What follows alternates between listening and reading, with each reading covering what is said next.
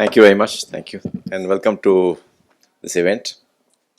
I think first of all, I must thank all the people who helped us put together this event. We have IFL, which is playing a role in this. We have Thai, and we have our internal team of Archana and Jivita. I think they put in a lot of work in making this event hopefully a successful one. And finally, I would like to thank Ranga and his son, more importantly. I'm really looking for. I've heard Ranga many times, but I've never heard his son, and I'm sure he'll provide a newer perspective, a newer dimension, especially the dimension coming from the youth. So we look forward to that event, which is going to happen after mine. After that, there's one other talk, and after that, both of them will come on the stage.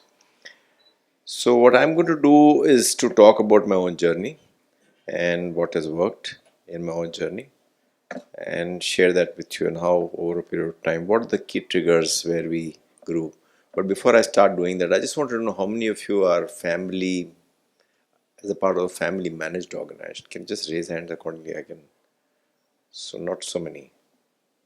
I thought you were mentioning that there will be many. So I'm going to start with how do you professionalize a family managed company, and many of you who are not connected may not find it relevant, but it may still be interesting.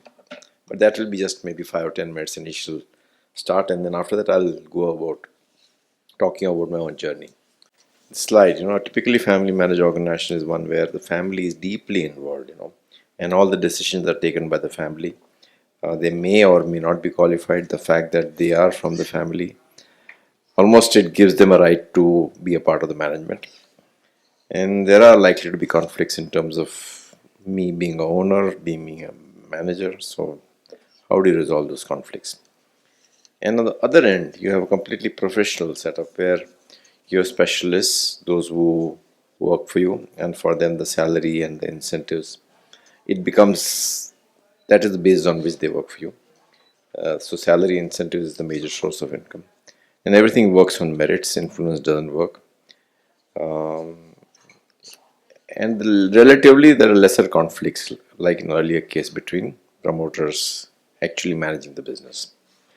But what happens is, in many cases of typically family managed organization starts, but as it starts growing, you have to start recruiting talent. So these two are extremes, and sometimes, many a times, you'll be falling somewhere in between. You're not a typically family managed company, you're not completely professional. Family members are involved, at the same time professionals are there. So in most cases it'll be somewhere in the middle. So when does a company professionalize? So at a startup stage, normally it's the family or the promoters who run the business, but and then they drive the initial success. But I think when the business becomes complex, you have to start recruiting talent, which is specialized talent. When the next generation comes in my case that happened. So I was the first person from the next generation to enter the business. And that is the time when the next generation tries to bring in changes, because they come from a certain education background, different way of thinking. And at that time they want to professionalize to improve the performance. And when the organization becomes much, much bigger, then again conflicts can occur. When it comes to building institution, what is the role of the family? What is the role of professionals? So these are various stages in an organization's journey, and there is no one right answer. A lot depends on the family itself. A lot depends on the kind of business you are in. Many times businesses which are very risky businesses, where there are on-the-spot decisions relating to risk management, covering raw materials or foreign exchange, where the family domination may still be better, because then they are able to move swiftly and they are able to take risks. And on the other hand, you may have an organization which requires a lot of inputs technologically, or the business is very complex, and that's the time when there are more professionals within an organization. So size is very important. Yeah, go ahead, next one. Business complexity is again a function where you will start recruiting talent from outside. And the stage of growth and aspiration, I think that's the most important thing. Many times when the aspiration is very high, when you want to grow very, very fast, then you can't do everything on your own. So you are forced to recruit talent from outside. And lastly, the second generation, third generation entering the business can cause discontinuities in the way the organization is functioning. But it's very important, especially for large families, to have some sort of a family council. If the family is small, it need not have a council, but it could be resolved all the issues by just proper dialogues. But for large organization, we've seen some large families, especially in Chennai, they are continuing to be family owned, family managed, and they have very, very detailed charter in terms of how the family will get involved in the business. When will they enter the business? When will they exit? When will they assume leadership positions? So it's a very well laid out, thought through charter. There could be conflicts, and there are bound to be conflicts. It's better that these conflicts are surfaced, because many times, because of role and relationships, one is not able to tell your elders. For example, I had those problems, and if I felt something against my father or my uncles, because of the respect, because of the fact that relationship of uncle and nephew, I was not able to openly tell that person that, okay, I don't agree with you, or you're not doing a good job, or thing like that, especially negative feedback. So I think you need to have a lot of dialogues, and for that you may need some outside help also. It's very important to surface all the issues in the open in the right manner, and you need to have mechanisms where you can resolve conflicts.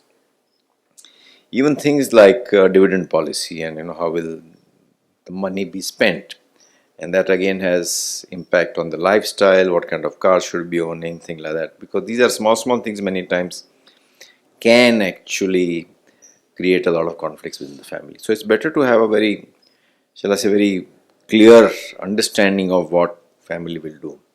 Career planning, I talked about exit and as well as entry. All that has to get reflected in family code of conduct. And many times it's better to involve some external consultants, experts, so that they can guide the family in managing. Because if that is not managed, I think it has a big impact on businesses. And I've seen many good businesses getting destroyed because the family are fighting. We have large families, especially in South, which are thriving in spite of being large, because they had a very good understanding at the family level.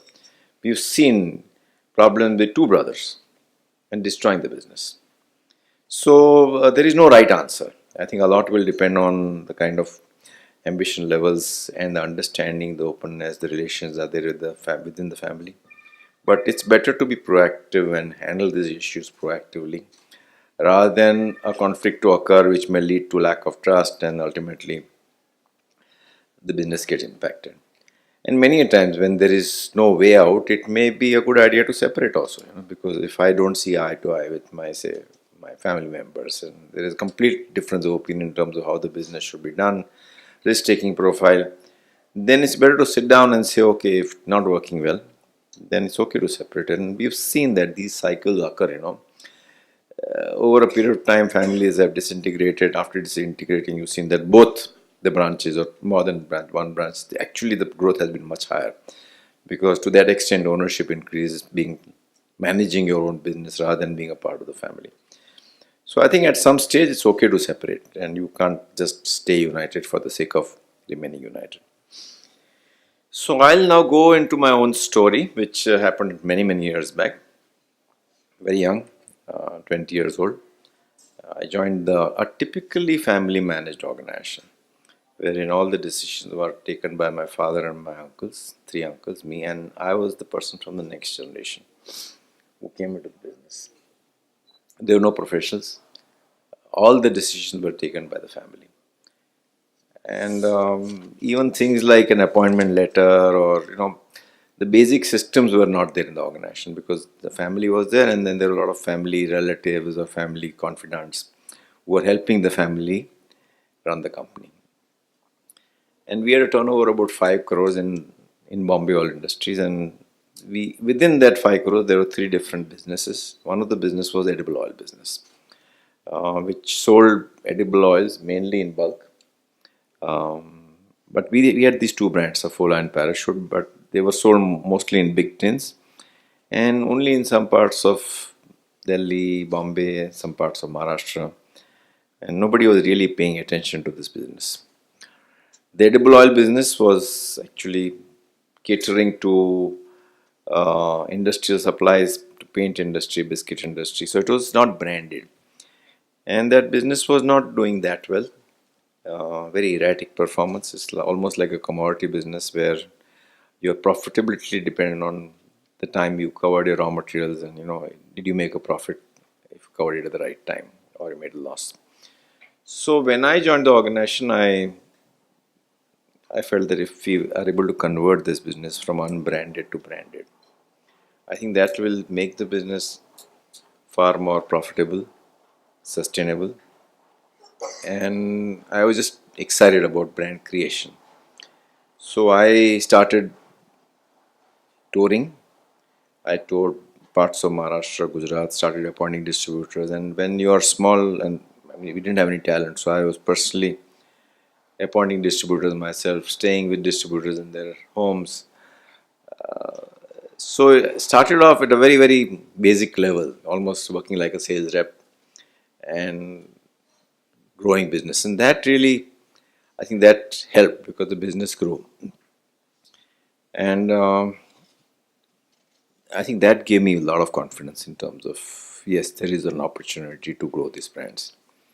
So the first few years were just spent in terms of improving distribution, almost first 10-15 years. And over a period of time, we covered the whole of India. And in that process, we started taking people because, when you have to expand through sales route, marketing, then you have to recruit people from outside. So we recruited the whole field force, expand the whole of India. And the business really grew. From a 50 lakh basis in the year up to 88, 89, it became almost 80 crores. And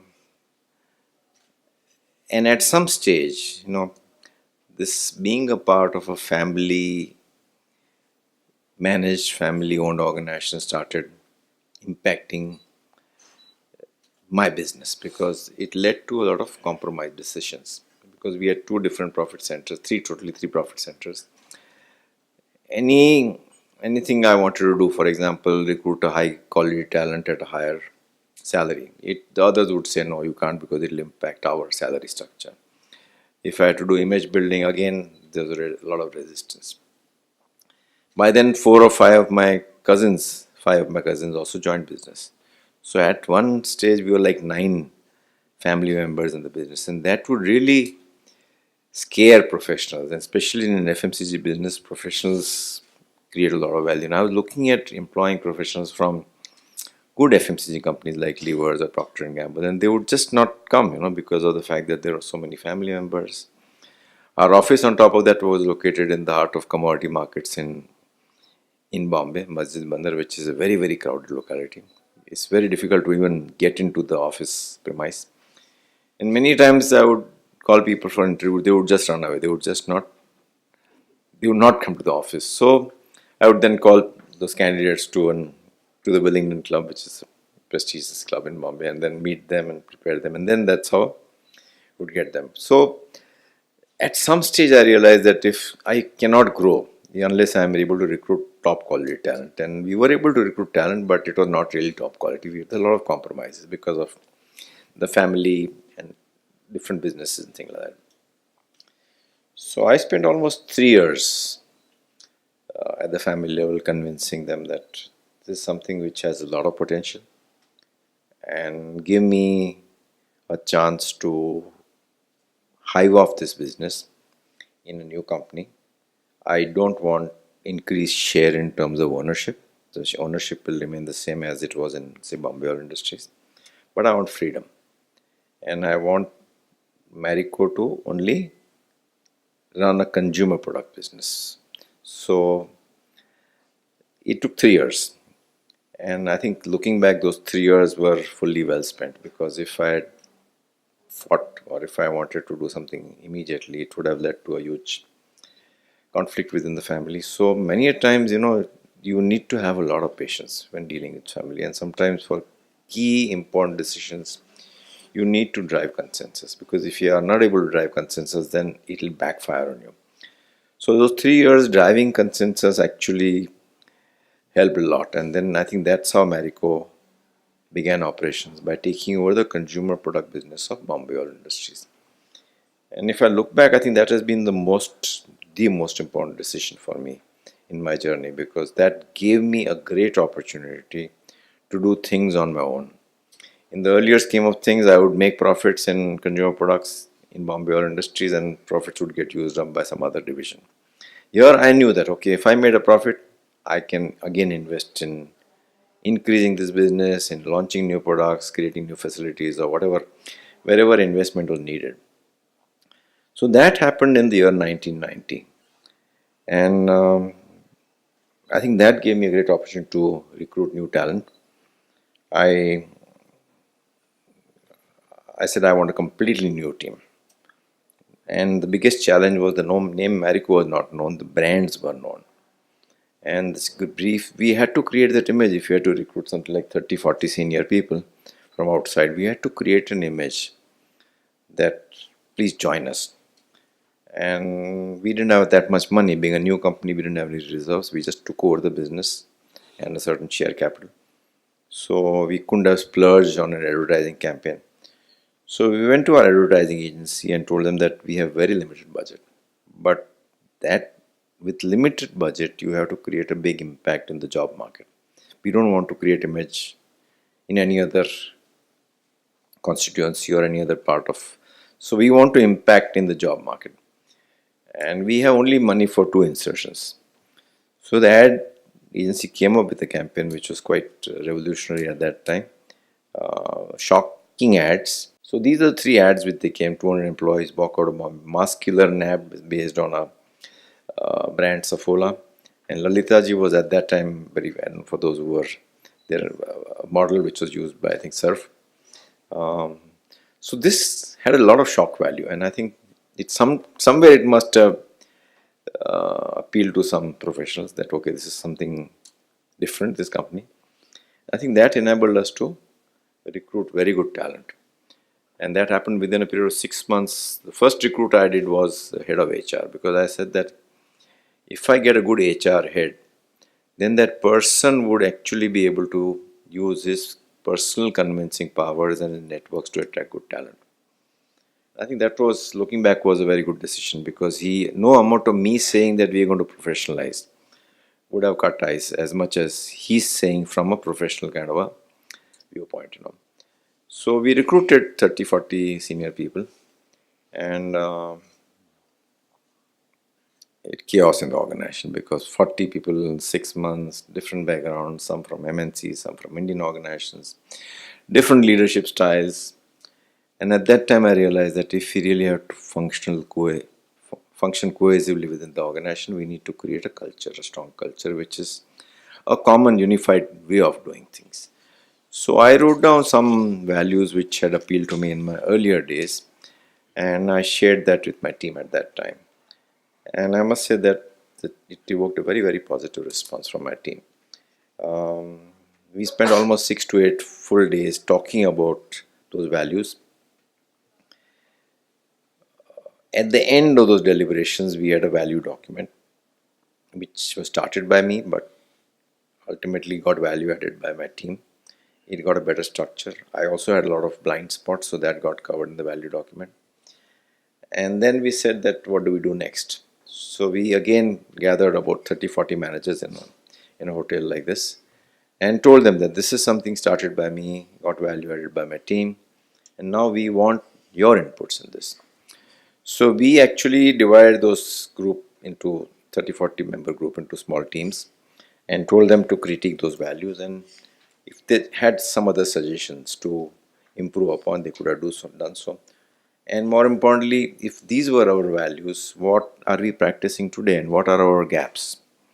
So the teams made a presentation, and at the end of those presentations, we came back very rich in terms of what all things we need to do if you wanted to embark upon a values and a culture building exercise. Because I think if you go to many big companies, you have values in the reception, that these are our values. And when I have talked to people down the line, and then there is a lot of cynicism that this is something which only for top management. I think things actually on the ground reality is very different.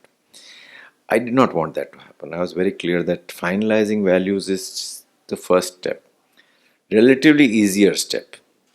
But actually converting those values into a strong culture is a far more difficult journey. And this whole involvement of me, my team, and the next layer of management at least taught me one thing, that when you involve people, you get their commitment. Because if I could have finalized values with some management consultant and told them these are our values, let's practice, they would not have owned those values. And any values or culture building, ownership, at least in the top 2-3 layers, is very important. If they give a message that these values are not for me, then down the line it will just not percolate. And we didn't want that to happen. So this involvement led to a very high degree of commitment. And I think that was one of the key reasons why we were able to convert that into culture. And I'll talk a little bit more about what culture do we have. So we said that we wanted to have an open office format. So the brief given to the interior designer was people should be able to see each other. We should promote openness between any boss and his subordinates at the peer level also. So they go out once in 2 years, talk about relationship, what I like about you, what I don't like about you, feedback to each other. So again, promotes openness. We have since then, we have been having what we call organization communication exercise at all our locations. And at that time, we had about 7 or 8 locations. We had 4 sales regions, we had corporate office and some factories. But now we have some like 16, 17 locations at different factories, different geographies outside India also. The key geographies being Bangladesh, Egypt, Middle East, South Africa, Vietnam. So we have the same organization communication exercise. And it's a full day exercise, and one session out of that is what we call open house session, where anybody can ask any questions to management, whatever they want to ask. It could be some awkward question also, relating to their salary or some perks or whatever, some facility, and we answer those questions. So again, it promotes openness. So when you reinforce openness from different angles, you create a open culture. Very informal. We call each other by first names. Nobody wears a tie or a suit in the organization. Very participative. We make it. I still remember once we recruited, those days we recruited head of marketing. And he came, I think, from Colgate. And he came first day, suited, booted, and I had to tell him, please, now from tomorrow, you are not wearing a tie and suit here. Because these are, sometimes, these could put artificial barriers. People think that, this is superior, so I can't approach him and things like that. So we did away with that. And now we also have, over a period of time, we have this Friday dressing, which is you can be completely informal in jeans and things like that. But so informal, very participative. A lot of what we call people wear organizational hat. There is, each person wears 3 hats, especially if you are at a little bit middle level. So if you are a brand manager, you are looking after a brand. So you're wearing a brand hat, and you are a part of a marketing function. So you are wearing a marketing hat at some stage, and then you are a part of the organization. You're wearing an organization hat. So what we try to do is we expose people to wear more and more of a functional hat, which is in this case marketing hat, or an organization hat. So we expose them to task forces to craft future business strategy or give them a challenge. So they actually step into the organization shoes and they suggest to us what can be done. And I think that's a great learning for them also. We also do a lot of job rotation, so that again accelerates learning and also accelerates career progression at our end.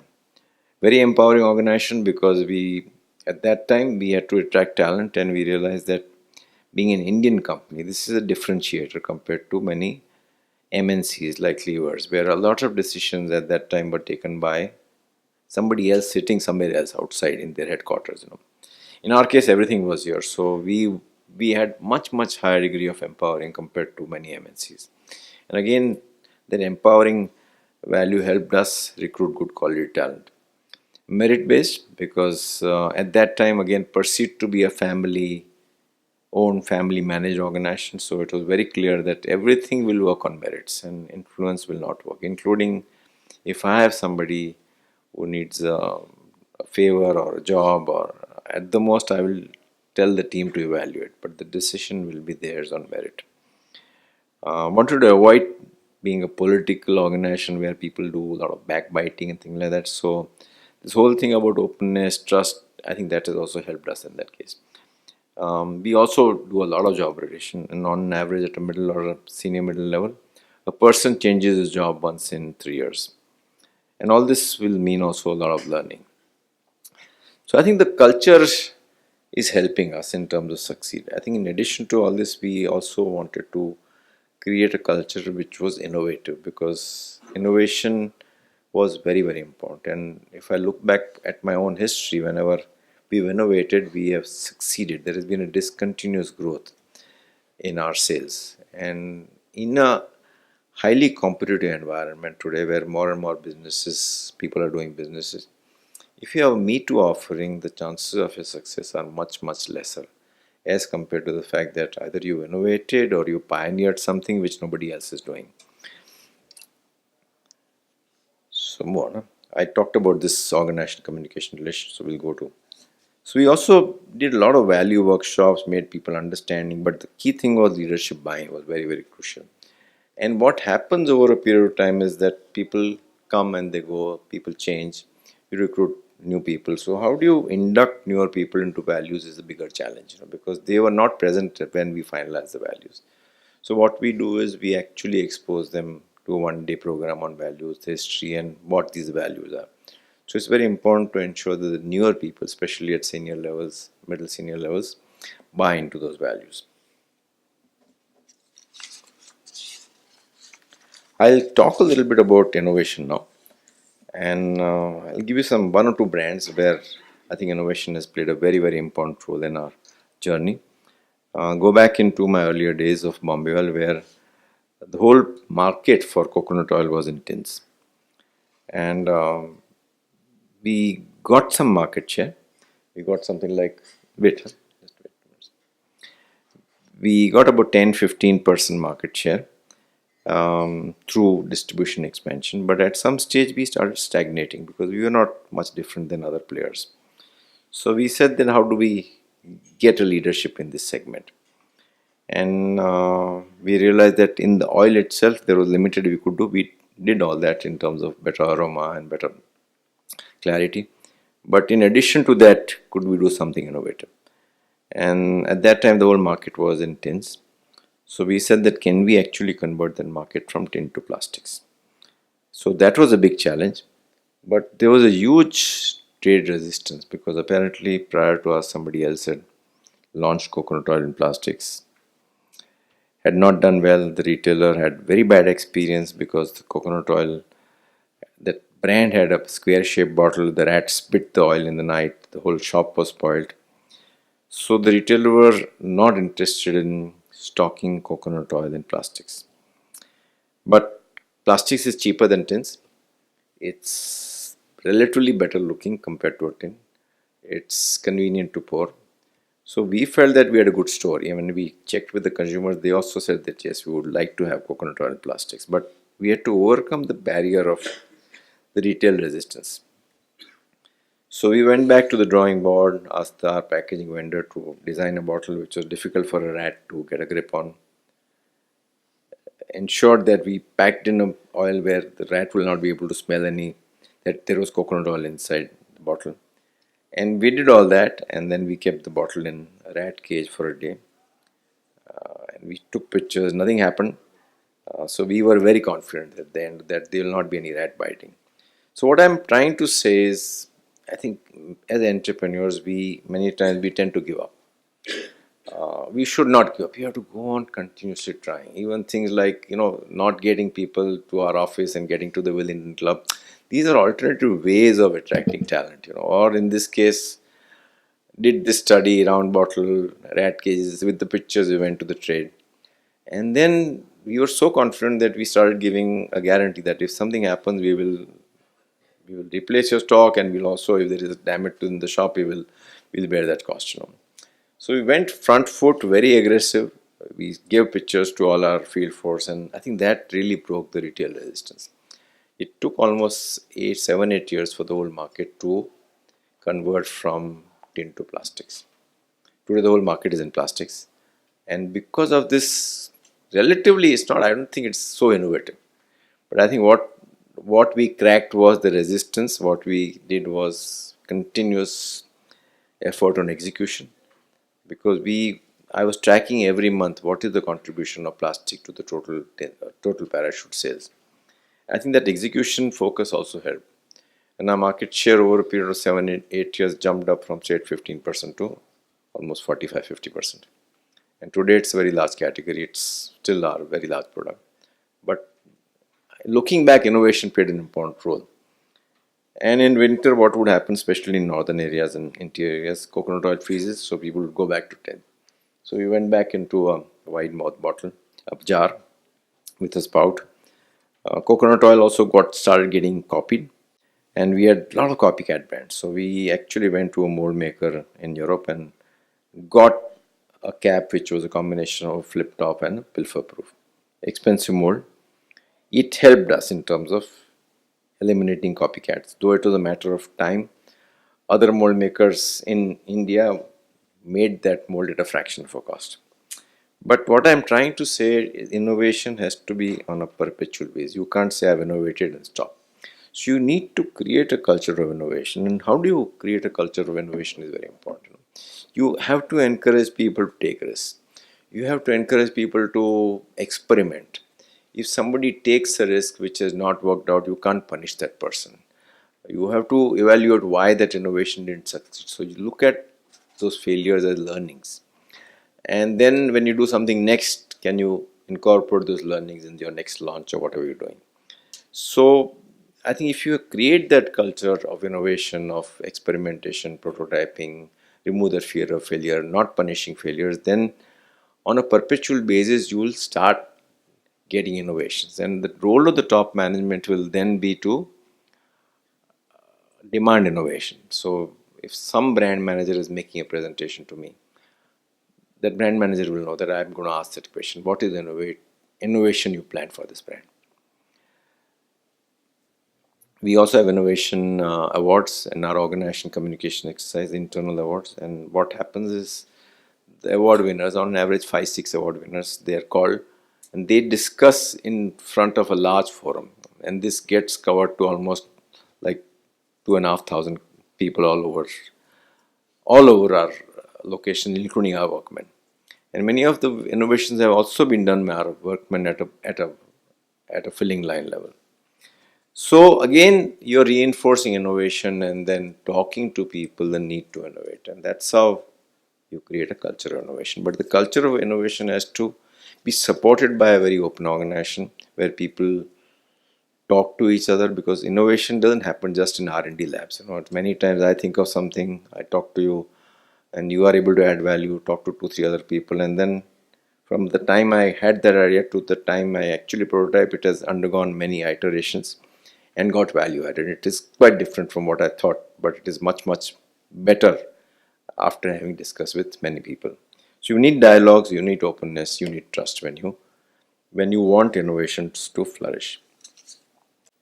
I'll just give an example very quickly about we had competition from levers, and they entered the coconut oil segment after acquiring Tomco, and they went public that they will acquire us, they will destroy us, and they created a lot of fear within our organization. By talking openly, we had gone public by then, and then a lot of it had an impact on our share prices. And the key thing was, would we sell it out to them?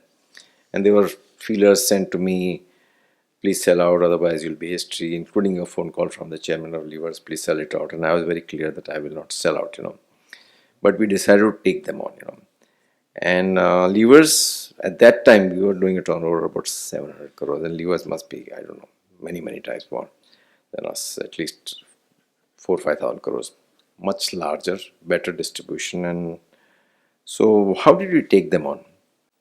So we said that we'll take them on 4 fronts. On the product, we did something to improve clarity of the coconut oil. We came up with a very good advertising campaign, talking about benefits of coconut, and I think maybe we also did some work on distribution and improving rural distribution. And finally, to overcome the fear in our field force, we called them to a conference and showed them this kind of film. Yeah.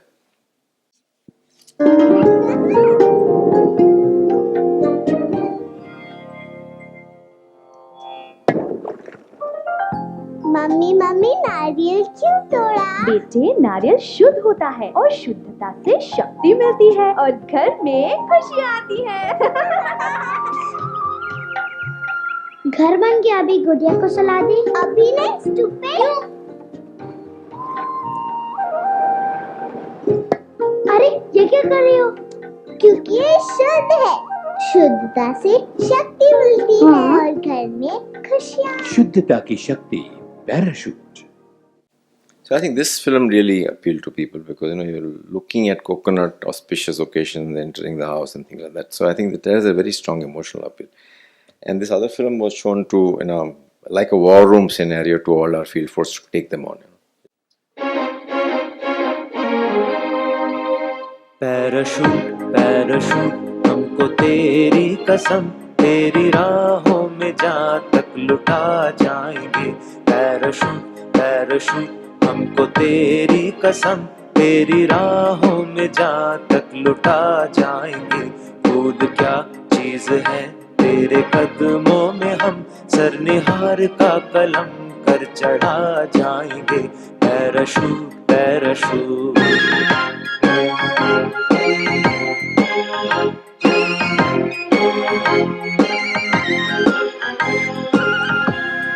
तेरी जानिब उठी जो कहर की नजर, उस नजर को झुका के ही दम लेंगे हम। तेरी धरती पे हो जो कदम गैर का, उस कदम का निशान तक मिटा देंगे हम, उस कदम का निशान तक मिटा देंगे हम।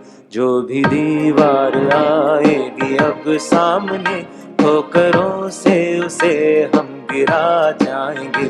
पैराशूट पैराशूट हमको तेरी कसम, तेरी राहों में जहाँ तक लुटा जाएंगे। फूल क्या चीज है तेरे कदमों में, हम सर निहार का कलम कर चढ़ा जाएंगे। Parachute parachute.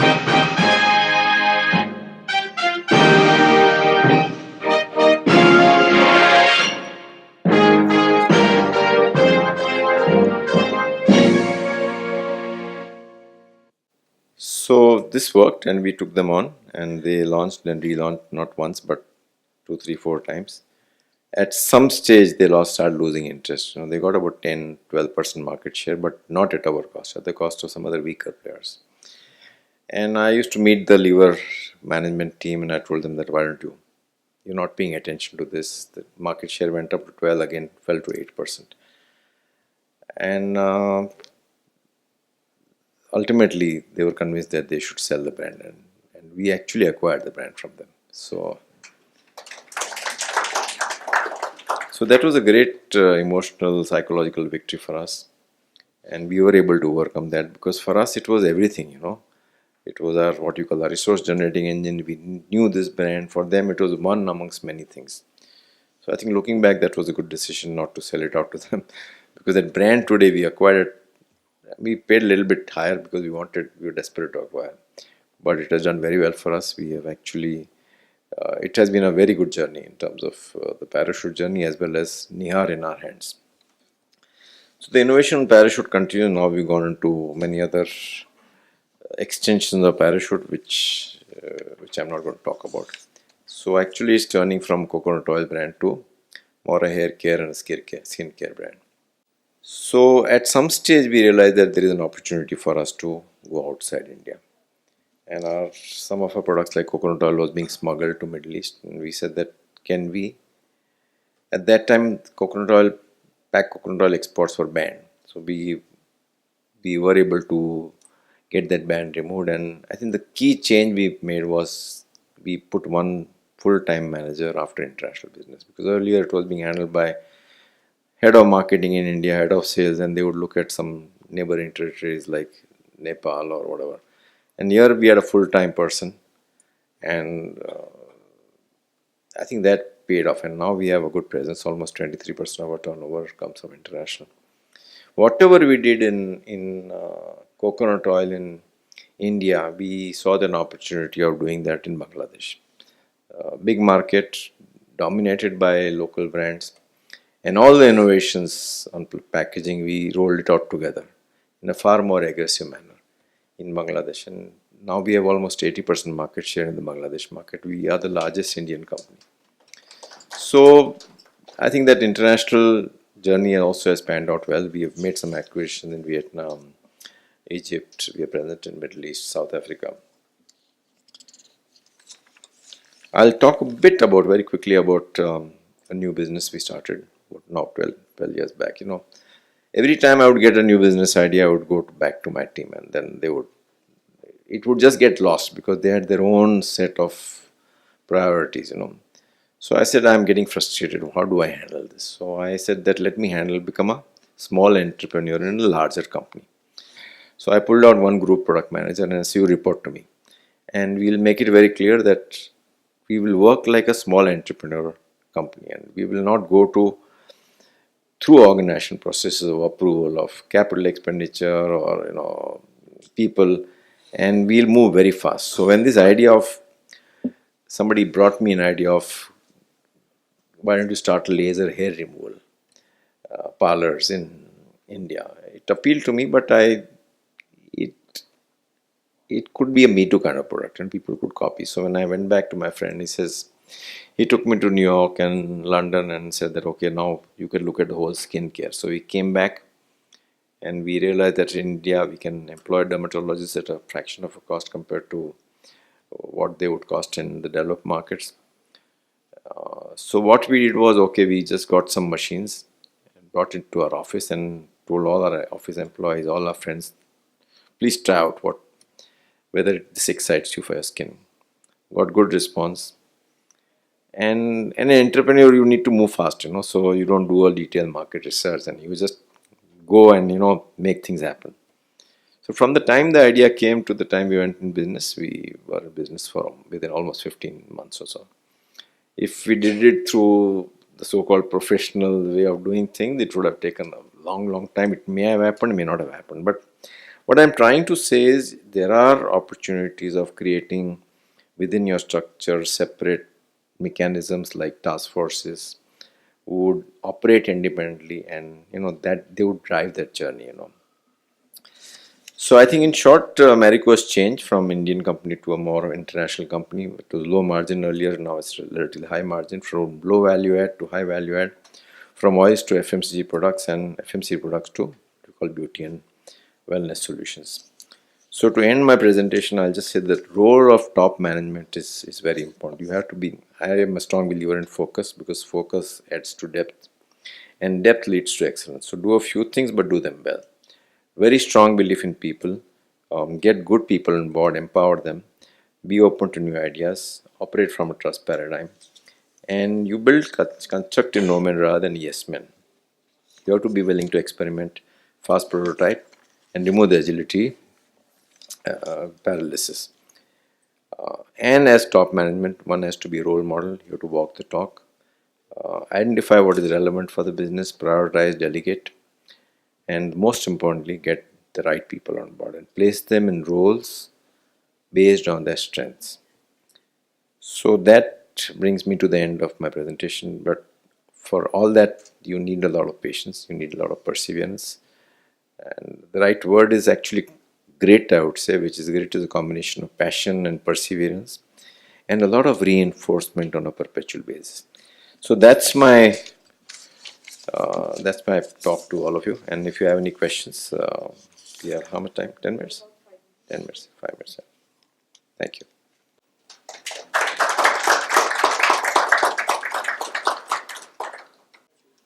Sorry, parachute. Good point. A lot of people ask me this question, but it was something which was there as a brand. It was mainly sold in big tins. It was started by my uncles, and I didn't think relevant to change. A lot of people at that time had told me, also, please change, it's not the right name. But I don't know why. It just sometimes, you have an intuition, you may call it whatever. And it was working, so I said, why change something? It's working, and it's so. At that time, the parachute, as it was launched in the World War II days, So parachute dropping from the sky, so that was new. So that's how my uncle started this. You mentioned about recruiting a lot of professionals Yeah. over the years. So while you were recruiting, what would you give preference to, experience or qualification? No, none of them. I would say the right attitude, and the desire to win. No, Of attitude would course, always of be course, knowledge is there. important. Qualification, I'm myself, I'm not qualified. I'm just a commerce graduate. Yeah. So, but many times what happens is because you have that cut in terms of making into MBA, then relatively you are more intelligent. So, but no, I think the right attitude is very, very important, and that burning desire to succeed. I don't want people who will go on saying, "Please nurture me every day and take care of me." If everybody has failures, setbacks, and if you go on going to your top, please now I want motivational talk. That you have to be self-motivated. If you're self-motivated, you'll find the answers. You don't have to be go on but continuously getting motivated from the top. Okay, I have another one for you. So while you look at expanding your businesses and your product suite, would you like to splurge the capital like the Amazon and Flipkart way today, No, or would I'm you no, I'm that would way. you I'm quite focus the old-fashioned. other way? Yeah. I have a long-term outlook on business, so it's not that I want to make money in year one. So, for example, if any brand is launched, first 4 5 years we will ensure that we get a certain critical mass, and we will not go slow on say advertising, which is our bigger expense, and let that be okay. As we'll make losses, but as long as I see a certain visibility that over for a period of 4 5 7 years, I will get a certain critical mass, I'll be able to make money, but not the kind of losses which the Then e-commerce players are making. Even when we entered Bangladesh, for first 7 8 years, we said we don't want to do any backward integration. We'll supply goods from here. We didn't make any money, but now we are one of the most profitable companies there. I think our profits are very good there, but because we went first sales and marketing focused. So perseverance is the key Yeah. and focus. Yeah. I heard a lot about the attention that you pay in making sure that the culture that you have defined way back is intact in the organization. Yes. If you can elaborate a little bit, helpful. Yeah. It's Second question Yeah. Okay. is when does a business make the decision that it would be a family-run business? I'm a first-generation entrepreneur. I don't know whether my sons would get into this. Neither I want them to get into it at this point in time. So I don't think there's any right answer on the second question. I think a lot depends on the family, a lot depends on the kind of business you are in. And it's very difficult to say when would the family, if your sons are not interested, there's no point forcing them to enter the business because they will not be interested in running the business. So at some stage you need to decide whether you want to either exit the business or create mechanisms where without you also the business will continue running through professionals, board of directors and things like that. So no formula there. No formula. The second one was how do you maintain the culture? Is that right? Yeah. So I think that's very important because there is a tendency to dilute culture, especially when you start new factories or acquire companies, when you recruit new people. So we put them through the training program, and we also do a value survey on each and every value amongst all our members and see how the scores are. So for example, how open is the organization? You give a score. Now, if some location the score is low, then HR will go there and then we'll have to have some workshops on openness and things like that. So it's important you measure the values and how you're doing on each and every value and at each and every location and each and every function. And there will be some areas where things have not happened as they should have, and then the key thing is for you to again intervene and make changes there. So when you're talking about family business, and they're literally the owners, and there's a high incentive for them to work for the organization. And secondly, when in a professional organization where employees, often people say that they lack the sense of ownership. Yeah. That's why it doesn't perform. So just wanted to ask you more about that. If a person wants to do well in his career, it will reflect in terms of satisfaction that person gets. It will reflect on his biodata. It will reflect on the image he's building within the organization and outside the organization, and that will further his career either within the organization. So it will lead to higher degree of whatever promotion. And nowadays, you're overcoming some of the issues related to wealth creation with ESOPs and high incentives, especially at senior levels. So at one level, I don't think it's as bad as it's okay. The family has a much higher stake, but you can make those incentives, ESOPs, and recruit the right quality of people who would not think that because their stakes are lesser that they would not put in that effort. You talk about in particular stage of an organization, chaos sets in, and then you went about trying to structure every process and every methodology. What triggered you doing that, and what was the outcome of it? See, being a very open organization, then you get a lot of inputs from people down the line. You continuously go on debating what you need to do, how do you create a long-term kind of strength, processes, so that I've always imagined that this business should go on. I'm not a serial entrepreneur where I will build a business, sell it off. That's not my DNA. I want the business to continue. So even if tomorrow something happens to me, I have created mechanisms internally where the business will continue on its own steam. And today I don't even play a managing director role. There is a full-time managing director. I spend not more than 15-20% of my time on the company. So it's auto-running, already. And then the board also is equipped to look at running and what all things they need to track with. For example, the values, the culture, the strategy, the purpose of the organization. So created mechanisms too, but I think it has to come a lot from within the entrepreneur in terms of how do you make yourself redundant. I've always, over a period of time, you ensure that things go on its auto stream, you recruit talent which is better than you. And again, that has a better impact on the organization. What about product failures? Yes. And when you So say multiple failures, I don't have time. I'll have to spend 5 the minutes. shorter one is when you say perseverance. On the other end, at what point you decide this is not working? Yeah, I think at some stage it's a judgment. Then it's better to withdraw. So that's a judgment call, but I'll just give you one failure. Okay, we launched a range of Saffola snacks, baked snacks in Bombay only. At that time, I'm talking about 8-10 years back. Didn't do well because we believed that under the brand name Saffola, health should come first and taste should come second after health.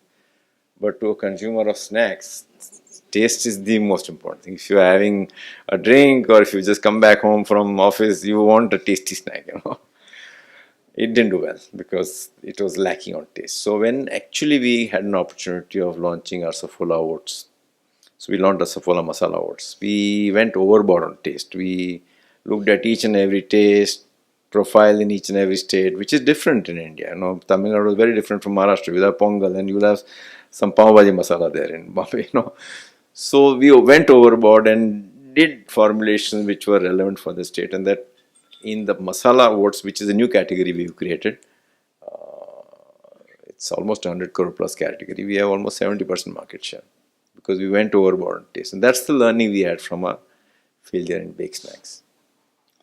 Okay, thank you very much.